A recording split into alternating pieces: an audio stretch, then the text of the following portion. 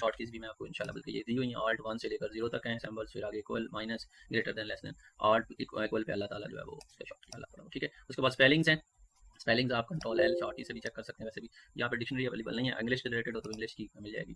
तो उसके बाद है जी वर्ड काउंट। वर्ड काउंट क्या होता है, आपने इसमें पैराग्राफ में जितनी भी लाइनें लिखनी है, जितने वर्ड लिखे हैं, कैरेक्टर्स लिखे हैं, हरफ लिखे हैं, वो सारे यहाँ पे शो हो जाएंगे, ये देखें, ये साइड पे इसकी काउंटिंग होती रहेगी।